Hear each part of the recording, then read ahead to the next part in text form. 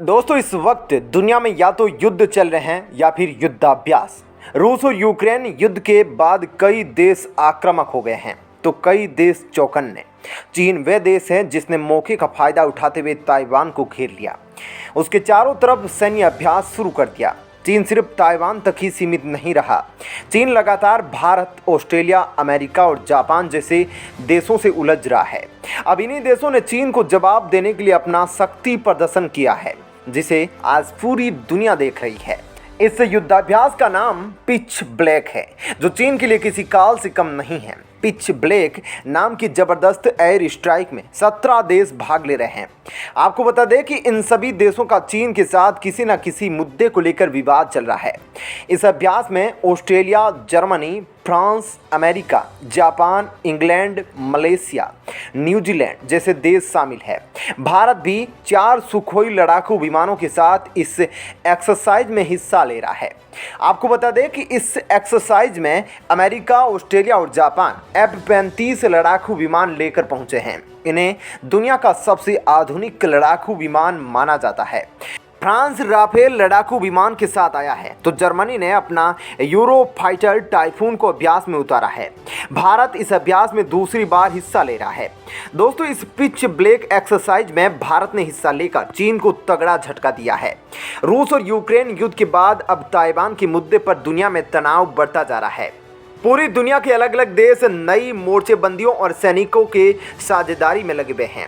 भारत ने इस स्थिति की कल्पना और इसकी तैयारी कई साल पहले ही शुरू कर दी थी। भारत और अमेरिका के बीच होने वाला साझा नौसैनिक अभ्यास मालाबार को बढ़ाया गया है और इसमें जापान और ऑस्ट्रेलिया भी शामिल हुए। 2017 में भारत, ऑस्ट्रेलिया, जापान और अमेरिका ने मिलकर क्वाड्रिलेटरल अलायंस यानी कि क्वाड बनाया। यह चीन के खिलाफ एक मोर्चा था। लगातार साझा सैनिक अभ्यास के जरिए एक दूसरे सैनिकों के साथ कार्रवाई करने का अभ्यास किया गया। 19 अगस्त से ऑस्ट्रेलिया में एक ऐसी एक्सरसाइज शुरू हो गई जिसको पिच ब्लैक नाम दिया गया है। पिच ब्लैक नाम की एक्सरसाइज में लगभग 17 देश है और इसमें लगभग सभी वे देश शामिल हैं जो चीन से परेशान हैं। दरअसल ऐसे साझा सैनिक अभियानों के जरिए एक दूसरे के हथियारों, उपकरणों और संचार तंत्र के साथ काम करने का अभ्यास किया जाता है। इंटरप्रेटेबिलिटी ऐसे अभियानों का मंत्र है, यानी एक दूसरे के साथ मिलकर काम करना। पिच ब्लैक में भी ऐसा ही अभ्यास किया जाएगा। भारतीय सेना के 4 सुखोई जेट जो ऑस्ट्रेलिया के लिए रास्ते में थे, उनको मलेशिया और ऑस्ट्रेलिया के बीच में कहीं रुककर ईंधन भरवाना पड़ा, क्योंकि उनको फ्रांस के मिड एयर फ्यूलर ने रास्ते में ही उड़ते हुए फ्यूल दे दिया था। यह आपसी तालमेल और एक दूसरे के साथ मिलकर काम करने का एक नमूना है। भविष्य में ऐसे युद्ध हो सकते हैं या ऐसी सैनिक की कार्रवाई हो सकती है जिसमें एक देश के एयरक्राफ्ट कैरियर से किसी और देश का फाइटर जहाज उड़े और सैनिक कार्रवाई करे और फिर किसी और देश के एयरक्राफ्ट कैरियर पर जाकर उतर जाए। किसी एक देश से होने वाले सैटेलाइट कम्युनिकेशन और आंकड़ों को कोई उसी वक्त सुने, उसके मुताबिक ही काम करे। दरअसल जब चीन जैसे देश के खिलाफ कार्रवाई करनी हो तो सभी को एक साथ मिलकर काम करना पड़ेगा।